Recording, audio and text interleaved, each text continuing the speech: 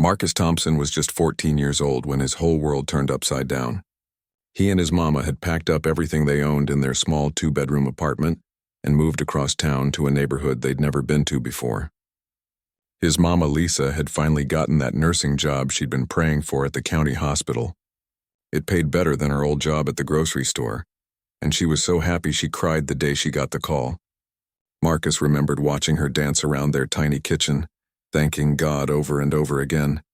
The new neighborhood looked nice enough. The houses were bigger, the lawns were greener, and there was even a park at the end of their street. But from the moment they pulled up in their old beat-up Honda, Marcus noticed something. People were staring. Not the friendly wave kind of staring either. It was the kind that made his stomach feel tight and weird. Lincoln High School was 3 times bigger than his old school. The hallways seemed to stretch on forever, and there were so many kids he figured he'd never learn all their names. On his first day, he kept his head down and tried to blend in. He found his classes okay, didn't talk to anyone much, and ate his lunch alone in the corner of the cafeteria. By the second day, things felt a little easier. He'd smiled at a few kids, and some of them smiled back. Maybe this wouldn't be so bad after all. But on the third day, everything changed. Marcus was standing at the bus stop after school, minding his own business and scrolling through his phone. His mama's shift didn't end until 6, so he always took the city bus home. He had his headphones in, listening to some music when he felt someone bump into him hard from behind. He stumbled forward and turned around to see who it was. There were 5 of them, all older, probably juniors or seniors. The one in front was tall with blonde hair slicked back and a nasty smirk on his face. His name was Derek, though Marcus didn't know that yet. The other 4 stood behind him like they were his personal bodyguards or something. Well, well, well, Derek said, loud enough for everyone at the bus stop to hear. Looks like we got some new flavor in the neighborhood. Marcus didn't say anything. He dealt with kids like this before at his old school. Usually if you ignored them, they got bored and moved on. So he put his headphones back in and turned away. But Derek wasn't the type to be ignored. He stepped right in front of Marcus, blocking his view of the street. "Hey, I'm talking to you," he said, pulling one of Marcus's headphones out. "Didn't your mama teach you manners? Oh wait, maybe she was too busy working 3 jobs to afford this nice neighborhood." The other guys laughed like it was the funniest thing they'd ever heard. Marcus felt his face get hot. He wanted to say something back, wanted to defend his mama, but the words got stuck in his throat. There were 5 of them and 1 of him, and they were bigger. "Leave me alone," Marcus finally managed to say, his voice quieter than he wanted it to be. "Leave me alone," Derek repeated in a mocking, high-pitched voice. "What's wrong? You scared or something?" He shoved Marcus's shoulder, not hard enough to knock him down, but hard enough to make him stumble back a step. Marcus looked around. There were at least 10 other kids at the bus stop, but nobody was doing anything. Some were looking down at their phones, pretending they didn't see what was happening. Others were watching but not moving, like they were frozen in place. One girl looked like she wanted to say something, but her friend grabbed her arm and shook her head. That's when Derek grabbed Marcus's backpack and yanked it off his shoulders. Before Marcus could react, Derek threw it on the ground right into a big puddle from the rain that morning. Muddy water splashed everywhere, soaking Marcus's jeans and sneakers. "Oops," Derek said, grinning. "My bad." Marcus bent down to grab his backpack, but as he did, Derek knocked his phone right out of his hand. It clattered onto the concrete and Marcus's heart dropped. That phone was a birthday present from his mama. She'd saved up for 3 months to buy it for him. He picked it up with shaking hands, relieved to see the screen wasn't cracked. "Next time, watch where you're going," Derek said, bumping into Marcus one more time as he walked away. His friends followed, still laughing and shoving each other like they'd just done something hilarious. The bus pulled up a minute later. Marcus grabbed his soaking wet backpack and climbed on, water dripping down the aisle as he walked to an empty seat in the back. He sat down and stared out the window, his jaw clenched tight. He could feel other kids looking at him, whispering to each other. He wanted to disappear. When he got home, their little apartment felt different somehow. Smaller, darker. He dropped his backpack by the door and went straight to his room, closing the door behind him.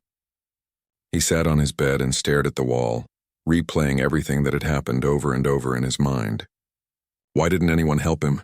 Why didn't he fight back? Why didn't he say something smarter? Something that would have made Derek leave him alone? His mama came home around 6:30, exhausted like always. She worked 12-hour shifts on her feet all day, dealing with sick people and emergencies. The last thing Marcus wanted to do was add to her worries, so when she knocked on his door and asked how school was, he just said, "Fine, Mama, just tired." "You eating okay?" she asked through the door. "I can heat up some leftovers if you're hungry." "I'm good," he lied. His stomach was in knots. He hadn't eaten since lunch, but food was the last thing on his mind. That night, Marcus barely slept. He kept thinking about going back to school the next day. What if Derek and his friends were waiting for him again? What if it got worse? He thought about telling his mama, but what could she do? Call the school? That would just make him look weak, and Derek would probably come after him even harder.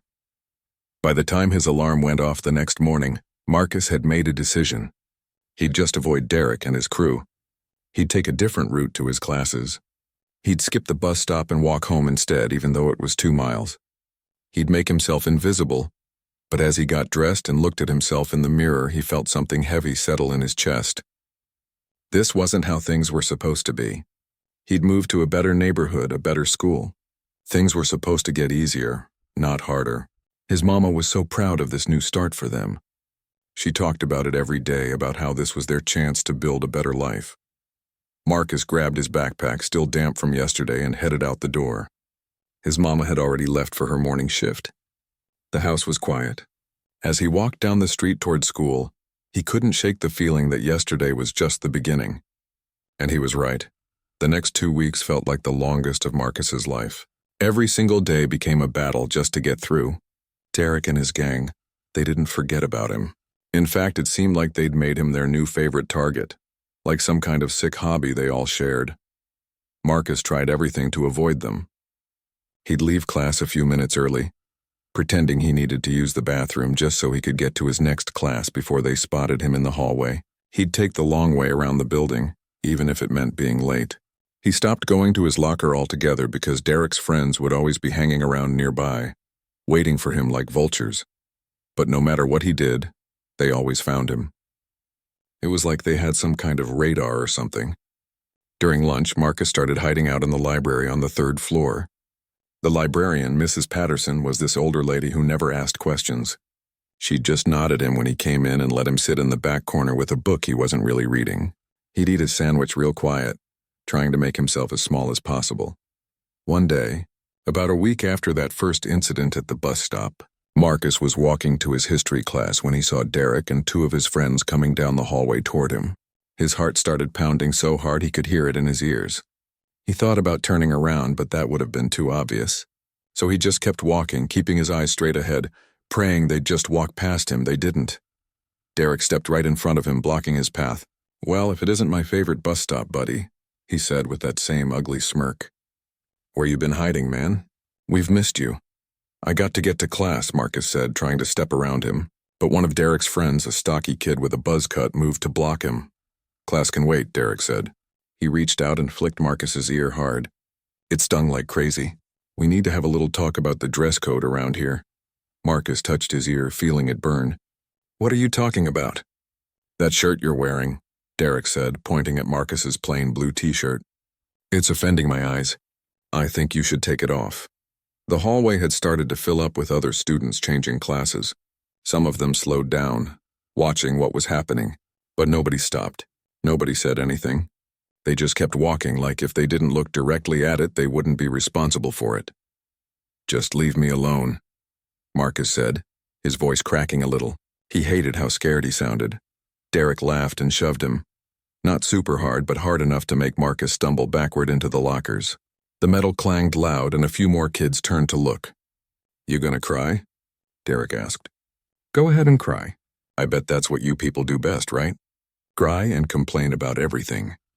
Marcus felt something hot and angry rise up in his chest, but he swallowed it down. Fighting back would just make things worse. He'd seen it happen before at his old school. Kids who fought back against bullies just ended up getting hurt worse or suspended or both. So he picked up his backpack and walked away as fast as he could, Derek's laughter following him down the hall. But it didn't stop there. The next day when Marcus opened his locker, someone had spray-painted a word across it. A word that made his stomach drop and his hands shake. It was a racial slur. written in big ugly red letters for everyone to see. Kids walking by slowed down to look at it. Some of them gasped. Others just kept walking like they hadn't seen anything at all. Marcus stood there frozen, staring at that word. He'd heard it before, yelled at him from car windows or muttered under people's breath. But seeing it written there on his locker at school where he was supposed to be safe, it hit different. It made him feel dirty somehow, like he'd done something wrong just by existing. Mr. Harrison, his homeroom teacher, walked by and saw the locker.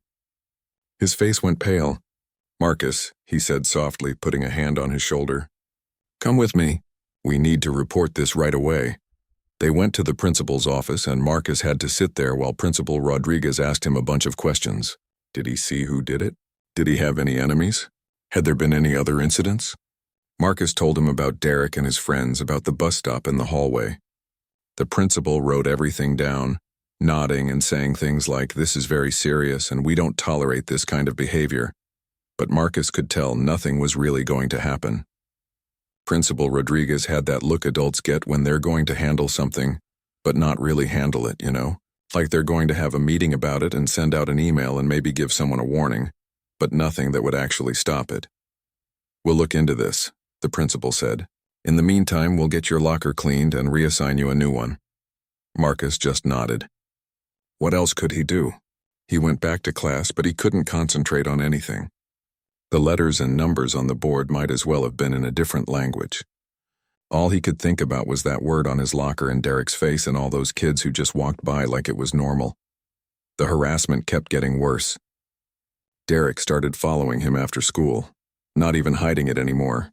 He and his friends would walk about 20 feet behind Marcus, shouting things at him. Stupid things, cruel things.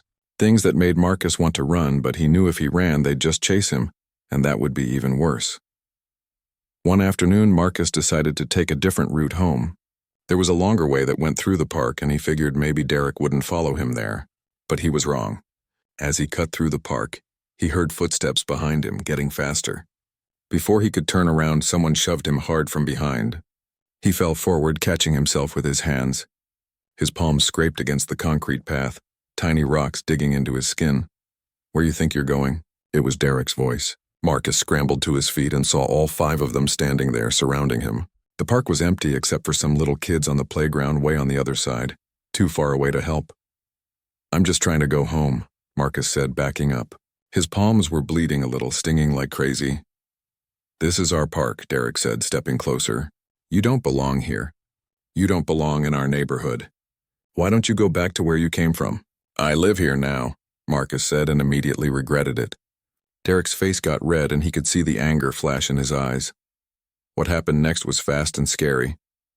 Derek grabbed the front of Marcus's shirt and shoved him against a tree. The bark scraped against Marcus's back through his thin t-shirt.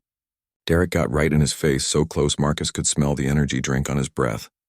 "Listen to me," Derek hissed. "I don't care what your mama thinks or where she works or how much money she saved up to move here. This is our town. These are our schools. And we don't want you here, got it?" Marcus didn't say anything. His heart was beating so fast he thought it might explode. Derek shoved him one more time, then let go. Marcus's shirt was stretched out and ripped a little at the collar. As Derek and his friends walked away, one of them pulled out his phone. Marcus heard the camera sound, that little click, and realized they'd been recording the whole thing. When Marcus finally made it home, his whole body was shaking. His shirt was ripped. His palms were scraped up and there was a bruise forming on his shoulder from where Derek had grabbed him. He tried to sneak into his room before his mama saw him, but she was off work early that day. She was in the kitchen making dinner when he walked in. "Baby, you're home," she called out. "How was your day?" "Fine, Mama," he said, heading straight for his room. But she must have heard something in his voice because she came out of the kitchen, wiping her hands on a dish towel. "Marcus, look at me," she said. He turned around slowly and her eyes went wide when she saw his torn shirt. "What happened?" "Are you hurt?" "It's nothing," he said quickly. "I just fell in the park. I'm okay." But later that night, when his mama was doing laundry and found his ripped shirt, she came into his room and sat down on his bed. She didn't say anything at first, just looked at him with those eyes that could see right through any lie he tried to tell. "Baby," she said softly, "what's really going on? And don't tell me nothing because I know my son and I know when something's wrong." And that's when Marcus broke. Everything he'd been holding in for 2 weeks came pouring out. He told her about Derek, about the bus stop, about his locker, about the park. He told her how scared he was every single day, how he couldn't eat, couldn't sleep, couldn't concentrate in class. He told her about all the kids who watched and did nothing, and the principal who said he'd handle it but didn't. His mama cried. She pulled him into her arms and held him tight, and they both just sat there crying together. When she finally pulled back, there was something fierce in her eyes, something Marcus hadn't seen before. "Tomorrow," she said, her voice shaking with anger. "I'm going to that school, and we're going to fix this. You hear me? Nobody treats my baby like this, nobody." But Marcus knew deep down that going to the school probably wouldn't change anything, because this was bigger than just Derek and his friends. This was about something that had been going on for a long, long time, and he didn't know if his mama, as strong as she was, could fight something that big. That night, Marcus lay in bed staring at the ceiling, wondering what tomorrow would bring. Would it get better, or would Derek and his crew just get angrier because he'd told on them? Either way, Marcus knew one thing for sure. He couldn't keep living like this. Something had to change. He just didn't know what or how. Not yet, anyway. The next morning, Marcus woke up to his mama already dressed in her nice church clothes, the ones she saved for important occasions. She had that determined look on her face, the one that meant she was about to go to war for her son. They drove to school together in silence, and Marcus felt his stomach twisting into knots. He didn't want to go back there. He didn't want to face Derek again, but his mama squeezed his hand as they pulled into the parking lot. "We're gonna get through this, baby," she said. "Together." They went straight to the principal's office, and his mama didn't hold back. She told Principal Rodriguez everything, her voice getting louder with each sentence. She demanded to know why her son's locker had been vandalized and nothing had been done. She wanted to know why Derek was still walking around school like nothing happened.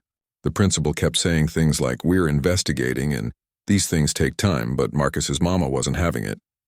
"Time?" she said, standing up from her chair. "My son has been terrorized for 2 weeks and you need more time? What if it was your child? Would you need more time then?" Marcus had never felt more proud of his mama and more embarrassed at the same time. Other people in the office were staring and he could feel his face getting hot. But she didn't care. She kept going until the principal promised to call Derek and his friends in that very day and issue suspensions if the investigation confirmed what Marcus had told them. But as they left the office, Marcus felt even worse than before. Now Derek would know he'd snitched. Now things would get even more dangerous. His mama dropped him off at his first class and went to work, and Marcus spent the whole day waiting for something bad to happen. He saw Derek in the hallway once, and the look Derek gave him made his blood run cold. It was a promise that this wasn't over. That afternoon, Marcus took the bus home like always. He sat in the back with his headphones in, trying to ignore the whispers around him. Some girl a few seats up kept turning around to look at him, and he heard her tell her friend something about that kid whose mom freaked out in the office. Great. Now everyone knew. When he got home, he did his homework, ate dinner alone because his mama was working late again, and went to bed early. But he couldn't sleep. He kept checking his phone, scrolling through social media, trying to distract himself from the anxiety eating him up inside. That's when he saw it. One of the kids from school, a junior named Tyler who hung around with Derek sometimes, had posted a video. Marcus's hands started shaking as he pressed play. It was the footage from the park. The whole thing. Derek shoving him. Marcus falling. The look of fear on Marcus's face. And the worst part was the caption Tyler had written, "When you try to invade the neighborhood and get put in your place." Marcus felt like he couldn't breathe. The video already had hundreds of views and dozens of comments. Most of them were horrible. People calling him names, laughing at him, saying he deserved it. But then he scrolled down further and saw different comments. People from other schools, people he didn't even know, saying things like, "This is messed up and someone needs to do something about this." Within an hour, the video had spread beyond just their school. Someone had shared it on Twitter with the caption, "This is what racism looks like in our schools." Then someone else shared it on Instagram. Then Facebook. Marcus watched in real time as his worst moment became public property, shared and reshared by thousands of people he'd never met. His phone started blowing up with notifications. Kids from school were texting him, Some to say they were sorry, others to tell him he was making a big deal out of nothing. His mama called him 3 times, but he didn't answer. He didn't know what to say. How could he explain that the entire internet had just watched him get humiliated? By midnight, the video had gone viral. The hashtag #StandWithMarcus started trending on Twitter. News websites picked up the story. Marcus saw his own face, a screenshot from the video, on news articles with headlines like, "Teen brutally harassed by racist bullies," and "Viral video exposes school's failure to protect black student." His phone kept buzzing with notifications until he finally turned it off and threw it across his room. He didn't sleep at all that night. He just lay there in the dark, thinking about how his life had become entertainment for millions of strangers. Part of him was glad people were seeing what happened, that they were outraged on his behalf. But another part of him felt exposed and vulnerable, like someone had ripped off all his clothes in front of the whole world. The next morning, there were news vans parked outside their apartment building. Reporters with cameras and microphones were waiting, hoping to get a statement from Marcus or his mama. They had to sneak out the back entrance just to avoid them. His mama had called the school and told them Marcus wouldn't be coming in, not until they figured out what to do. The school district released a statement that afternoon. Marcus and his mama watched it on the local news, sitting together on their worn-out couch. The superintendent, a woman in a gray suit who Marcus had never seen before, stood at a podium and talked about how they took these matters very seriously and were conducting a full investigation. She said Derek and 2 of his friends had been suspended pending the results. She promised they were committed to creating a safe environment for all students. But Marcus knew it was all just words. They weren't doing this because they cared. They were doing it because the whole world was watching now and they looked bad. If that video hadn't gone viral, Derek would still be walking around school like he owned the place, and Marcus would still be hiding in the library during lunch. Over the next few days, more videos and photos surfaced. Someone found Marcus's locker with the slur spray painted on it and posted that picture. Another kid came forward with a video of Derek and his friends harassing a younger student from last year. More and more people started sharing their own stories about Derek, about the school ignoring bullying, about racism they'd experienced in that same neighborhood. The pressure kept building. Parents started showing up at school board meetings, demanding answers. Community activists got involved. The local NAACP chapter called for the superintendent's resignation. Marcus watched it all unfold from his living room, feeling like he was watching a movie about someone else's life. Then, about 5 days after the video went viral, something unexpected happened.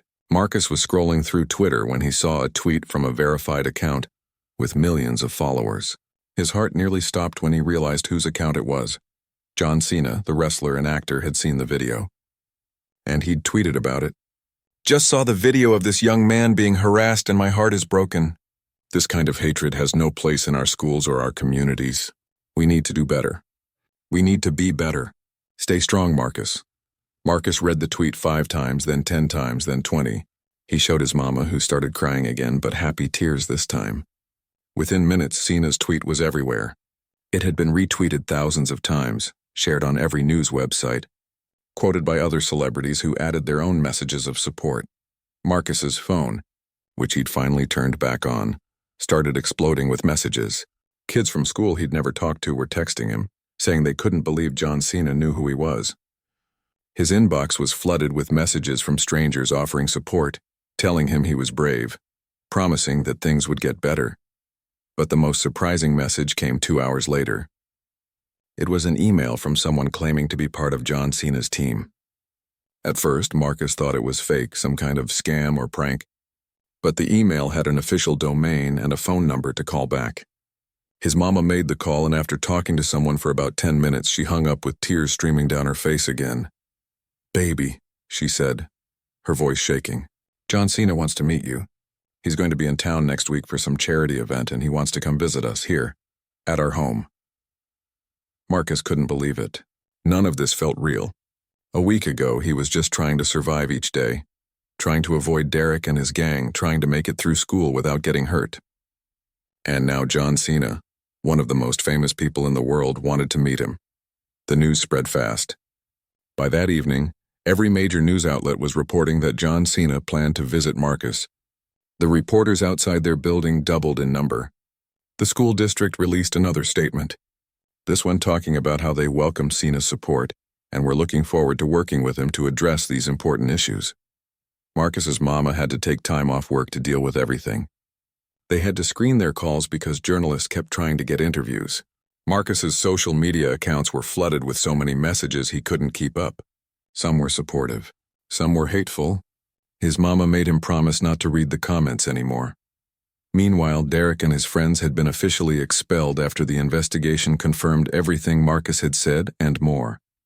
Other students had finally come forward with their own stories, no longer afraid to speak up now that the whole world was watching. Tyler, the kid who'd posted the video, got suspended too for cyberbullying. His parents made him post an apology, but Marcus didn't care about that. The damage was already done. The days leading up to John Cena's visit felt like the longest of Marcus's life. He was excited but also terrified. What would he say? What if he froze up and couldn't talk? What if Cena was disappointed in him somehow? His mama kept telling him to just be himself, that he didn't need to be anyone but who he was. But that was easier said than done when you were about to meet someone you'd only seen on TV and in movies. The apartment had never been cleaner. His mama scrubbed every surface until it shined, even though Marcus told her it didn't matter. She wanted everything to be perfect. She bought a new outfit for Marcus, nice jeans and a button-up shirt, and made him promise to wear it. She even got her hair done, something she rarely did because it was expensive. And through it all, Marcus kept thinking about how crazy life was. How one terrible moment, one video, had changed everything. He'd gone from being invisible to being known by millions of people. From being powerless to having one of the strongest men in the world standing up for him. It was overwhelming and surreal and scary and hopeful all at the same time. The night before Cena's visit, Marcus lay in bed staring at the ceiling again. But this time it was different. This time, instead of fear, he felt something else. Something he hadn't felt in a long time. He felt hope. Maybe, just maybe, things were going to be okay after all. Saturday morning came with gray clouds hanging low in the sky, threatening rain but never quite delivering. Marcus had been awake since 5 in the morning, too nervous to sleep. He'd tried closing his eyes, counting backward from 100, even listening to those relaxing sounds people said helped with anxiety. Nothing worked. His mind just kept racing, playing out 1,000 different scenarios of what today might be like. His mama was already up too, moving around the apartment like a whirlwind. She'd rearranged the furniture in the living room at least 3 times, fluffed the same pillows over and over, and kept asking Marcus if he thought they should put out snacks. "Mama, I don't think John Cena is coming here to eat our crackers," Marcus had told her, but she put out a tray anyway. Cheese, crackers, some grapes she'd cut up real nice. She wanted everything perfect. Around 9:30 there was a knock at the door. Not the doorbell, just a simple knock. Marcus and his mama looked at each other, both frozen for a second. This was it. This was really happening. His mama smoothed down her dress one more time, took a deep breath, and went to open the door. And there he was, John Cena, standing right there on their little porch like it was the most normal thing in the world. He was bigger in person, taller than Marcus had imagined, wearing jeans and a simple t-shirt, nothing fancy. Behind him were a few other people, a camera crew from one of the major news networks, and a woman with a clipboard who seemed to be organizing everything. "Mrs. Thompson?" Cena said, reaching out to shake his mama's hand. His voice was warm, friendly, nothing like the tough guy character Marcus had seen on TV. "I'm John. Thank you so much for letting us visit today." His mama couldn't even speak at first. She just nodded, her eyes getting all watery. Then she stepped aside to let them in. Cena walked into their small living room and looked around, not in a judging way, but like he was really seeing the place, really seeing their life. His eyes landed on Marcus, who was standing by the couch, his hands shoved in his pockets because he didn't know what else to do with them. "And you must be Marcus," Cena said, walking over. He didn't offer a handshake. Instead, he opened his arms. "Come here, man." Marcus hesitated for just a second, then stepped forward. Cena wrapped him in a hug, a real one, the kind that made Marcus feel safe for the first time in weeks. He felt his throat get tight and his eyes start to burn, and before he knew it, he was crying. Right there, in front of the cameras, in front of everyone. He was crying into John Cena's shoulder like a little kid. "It's okay," Cena said quietly, his hand on the back of Marcus's head. "Let it out, man. You've been through a lot. It's okay to cry. That doesn't make you weak. That makes you human. They stood like that for what felt like forever, but was probably only a minute or two. When Marcus finally pulled back, wiping his face with his sleeve, he felt embarrassed. But when he looked at Cena's face, there was no judgment there. Just kindness. Just understanding. Why don't we sit down? Cena suggested, gesturing to the couch. The camera crew set up their equipment, trying to be as unobtrusive as possible in the small space. His mama brought out glasses of sweet tea, her hands shaking a little as she poured. They all sat down, Marcus in the middle between his mama and Cena, and for a moment nobody said anything. Then Cena turned to Marcus and said, "I want you to tell me everything, not for the cameras, not for anyone else, just for me. I want to understand what you've been going through." So Marcus told him. He told him about moving to the new neighborhood, about his mama's new job and how proud they'd been. He told him about that first day at the bus stop, about Derek and his gang, about all the weeks of harassment that followed. He told him about the locker, about the park, about feeling so alone and scared every single day. He told him about all the kids who watched and did nothing, about the teachers who seemed not to notice, about the principal who said he'd handle it but didn't. Cena listened to every word, his face getting more serious as Marcus went on. Sometimes he'd shake his head, other times he'd clench his jaw. When Marcus got to the part about the video going viral, about seeing himself at his lowest moment shared by millions of people, Cena put his hand on Marcus's shoulder. "That video," Cena said slowly, "it broke my heart. But you know what else it did? It opened people's eyes. It made people who maybe didn't want to see this kind of thing, people who could pretend it doesn't happen, it made them look. It made them confront the ugly truth that this kind of hatred is still out there, still hurting kids like you every single day." He turned to face Marcus more directly. "And I need you to hear this, Marcus. None of what happened to you was your fault. Not one bit of it. You didn't deserve it. You didn't do anything to bring it on yourself. Those boys, they're the ones with the problem. They're the ones who need to change, not you." Marcus nodded, but Cena could see he didn't fully believe it. "I know that's hard to accept right now," Cena continued.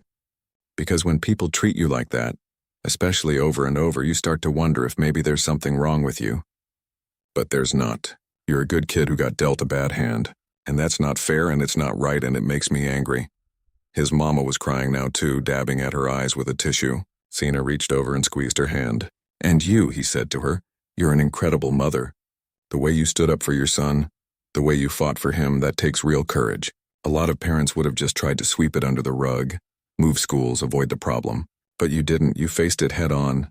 "I had to," she said, her voice barely above a whisper. "He's my baby. I'd do anything for him."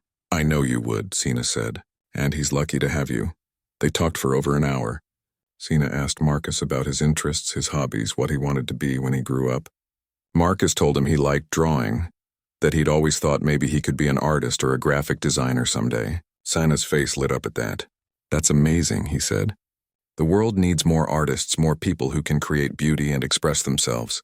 Don't let anyone take that dream away from you." Then Cena started telling stories from his own life. He talked about being bullied when he was younger, about feeling different and not fitting in. He talked about times when he wanted to give up, when things seemed too hard and the world seemed too cruel. But he also talked about pushing through, about finding strength in the hard times, about becoming who he was because of those struggles, not in spite of them. "I'm not saying what happened to you was a good thing," Cena clarified. "It wasn't. It was terrible, and those kids should face consequences for what they did. But I am saying that you have a choice now. You can let this define you in a negative way. Let it make you bitter and angry and closed off, or you can let it fuel you. You can use this experience to become stronger, to stand up for other people who are going through the same thing, to be a voice for kids who don't have one." Marcus listened, really listened, to every word. It wasn't like those empty motivational speeches teachers sometimes gave at school assemblies. This was real. This was someone who'd been through hard things telling him that it was possible to come out the other side okay. Before the camera started rolling for the official interview, Cena reached into his bag and pulled out an envelope. "This is for you," he said, handing it to Marcus. "Open it." Marcus opened the envelope with shaking hands. Inside was a letter, handwritten on official-looking paper. As he read it, his eyes went wide. It was a scholarship, a full scholarship for college, funded by Cena's foundation. It would cover tuition, books, room, and board, everything. All Marcus had to do was keep his grades up and stay out of trouble. "I believe in investing in good people," Cena said. "And you're good people, Marcus. I can see it. This is my way of making sure that what happened doesn't derail your future. You're going to college, man. You're going to make something of yourself." "I know it." Marcus couldn't speak. He just stared at the letter, reading it over and over, making sure it was real. His mama was full-on sobbing now, not even trying to hide it. She hugged Cena, thanking him over and over until he gently told her it was his honor to help. Then they did the official interview for the news. Cena sat next to Marcus and talked directly to the camera, his voice strong and clear. He condemned what had happened, called it exactly what it was: racism and bullying and cowardice. He talked about how adults, teachers, administrators, parents, everyone had a responsibility to protect kids and create environments where they felt safe. He called out the school district for not acting sooner, for only responding when the whole world was watching. "This young man right here," Cena said, putting his arm around Marcus's shoulders. "He's shown more courage than most adults I know. He survived weeks of harassment. He told his story when it would have been easier to stay quiet, and now he's sitting here, still standing, still fighting. That's a hero in my book." Cena announced he was donating money to create anti-bullying programs in the school district, programs that would actually work, not just check boxes. He was funding additional counselors, diversity training, everything the school needed to make real change happen, and he made it clear that he'd be checking in, making sure they followed through, making sure this wasn't just a publicity stunt that everyone forgot about in a month. Before he left, Cena gave Marcus his personal phone number, written on a business card. "You call me if you need anything," he said. "I mean it. You're not alone in this anymore. You've got people who care about you, people who are watching out for you, and I'm one of them." He also invited Marcus to be his special guest at a wrestling event happening in a few months. Front row seats, backstage passes, the whole experience. Marcus's face broke into the first genuine smile anyone had seen from him in weeks. "Are you serious?" he asked, his voice full of disbelief. "Dead serious," Cena said, grinning back. "And I'm going to introduce you to the whole arena. Everyone there is going to know your name, going to know your story, going to know that you're a fighter." As Cena and his team packed up to leave, Marcus felt something shift inside him. The fear was still there. The trauma wasn't going to disappear overnight, but there was something else now too. Hope. Real hope. The kind that made him think maybe, just maybe, he could get through this. Maybe things really could get better. His mama closed the door after everyone left, and they just stood there in the quiet apartment, both of them processing what had just happened. Then she hugged him tight and they cried together again, but this time they were different tears. These weren't tears of pain or fear. These were tears of relief, of gratitude, of feeling like they weren't fighting this battle alone anymore. The days following John Cena's visit felt like living in a completely different world. Marcus woke up that Sunday morning, and for the first time in weeks, he didn't immediately feel that knot of dread in his stomach. The weight was still there. The memories didn't just vanish, but something had shifted. He had hope now. Real, tangible hope. And that made all the difference. The interview with Cena had aired on every major news network. Marcus's mama showed him clips on her phone, the view count climbing into the millions. People were sharing it everywhere, commenting, talking about it. But what really got to Marcus were the personal messages. Kids from all over the country, all over the world even, were reaching out to tell him their own stories. They thanked him for being brave enough to speak up. They told him he inspired them to tell someone about their own bullying situations. Some of them were going through the exact same thing he'd been through. Reading those messages, Marcus realized something important. He wasn't alone. He'd never been alone, even when it felt like the loneliest time of his life.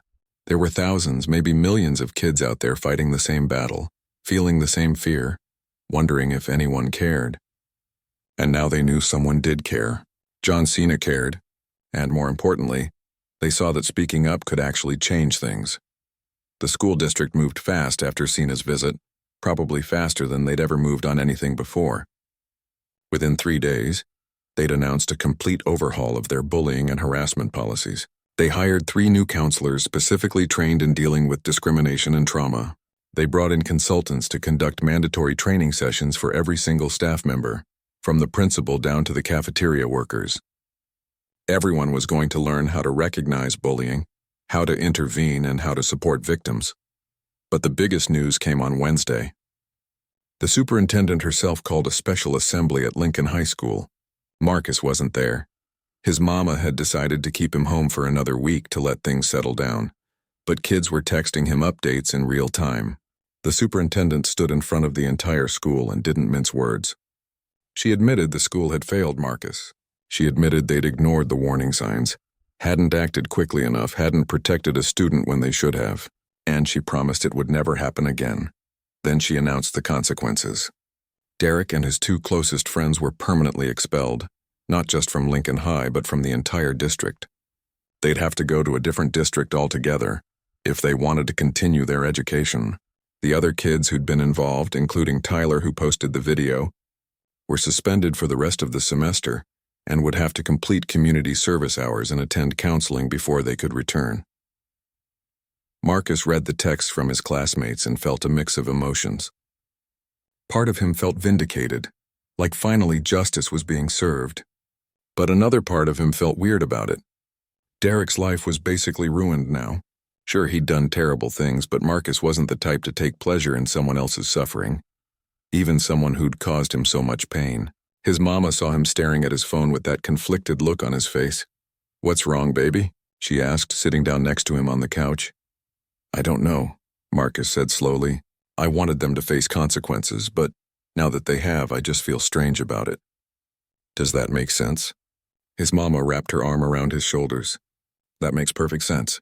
It means you're a good person with a good heart. You can be glad that justice was served without being happy that someone's life got harder. Those two things can exist at the same time." "I guess I just wonder if they'll learn anything from this," Marcus said, "or if they'll just get angrier and blame me even more." "That's not your responsibility," his mama said firmly. "You did the right thing by speaking up. What they do with their consequences, how they choose to grow or not grow from this, that's on them. You can't carry that weight, Marcus. You've carried enough already." Over the next week, something amazing started happening at Lincoln High. Students Marcus had never even talked to before were organizing. They called themselves the Stand Up Coalition, taking inspiration from the hashtag that had started it all. They made t-shirts, held meetings during lunch, and created a system where students could anonymously report bullying without fear of retaliation. They set up a buddy system so no kid would have to walk the halls alone if they felt unsafe. The girl who'd almost said something that first day at the bus stop, Rebecca, she became one of the leaders. She posted a video online apologizing for not helping Marcus when she had the chance and challenging other students to do better. "We all saw what was happening," she said in the video, tears streaming down her face. "And we did nothing. We were scared, or we didn't want to get involved, or we told ourselves it wasn't our problem. But silence is a choice, and we chose wrong. We're not going to make that choice anymore." Her video went viral too, sparking conversations in schools across the country about bystander intervention and the responsibility everyone has to stand up against injustice. Teachers started using both videos in their classrooms to talk about racism, bullying, and courage. Marcus's story had become more than just his story. It had become a movement. When Marcus finally returned to school 2 weeks later, he was terrified. His mama offered to go with him, to walk him to his classes, but he knew he had to do this on his own. He needed to prove to himself that he could walk through those doors without Derek there, without that constant fear hanging over him. The moment he stepped into the building, he noticed the difference. Kids smiled at him in the hallways. Some came up to shake his hand or give him a high five. A group of girls from the Stand Up Coalition had made him a welcome back banner that they hung in the main hallway. His homeroom teacher, Mr. Harrison, the one who'd seen his vandalized locker, gave him a long hug and told him how proud he was. At lunch, instead of hiding in the library, Marcus went to the cafeteria. He was nervous, his hands sweating as he carried his tray looking for an empty table. But before he could find one, Rebecca waved him over to where she was sitting with a big group of students. "Marcus, over here!" she called out. He walked over, still unsure, but the moment he sat down, everyone at the table started talking to him like they'd been friends forever. They asked him about the Cena visit, about the scholarship, about how he was doing. And for the first time since moving to this school, Marcus felt like he belonged. The weeks turned into months and life started to feel normal again. Not the same as before because Marcus had changed. He couldn't go back to being the quiet kid who kept his head down and hoped to be invisible. He'd been thrust into the spotlight, and he'd decided to use it for something good. Marcus started speaking at school assemblies, telling his story to help other kids understand what bullying really looks like and how much damage it causes. He wasn't a natural public speaker. He'd get nervous and his voice would shake, but he pushed through it because he knew it mattered. After one assembly, a younger kid, maybe 12 or 13, came up to him with tears in his eyes. "Thank you," the kid whispered. "I've been going through something similar and I didn't know what to do. But hearing you talk about it, knowing you survived it, it made me feel like maybe I can too." Marcus gave the kid his phone number and told him to reach out anytime he needed someone to talk to. That moment right there, that's when Marcus really understood the power of speaking up. It wasn't just about getting justice for himself. It was about helping others find their voice too. The scholarship from John Cena's foundation changed everything for Marcus and his mama. She'd been so worried about how they'd afford college, working double shifts and barely making ends meet. Now that pressure was gone. Now Marcus could focus on his grades and his art without worrying about whether they'd be able to afford his future. He started taking his drawing more seriously, spending hours working on pieces that expressed everything he'd been through. His art teacher said his work had a depth and emotion to it that was rare for someone his age. 3 months after the visit, the day finally came for Marcus to attend the wrestling event as Cena's guest. His mama took the day off work and they drove to the arena together, both of them giddy with excitement.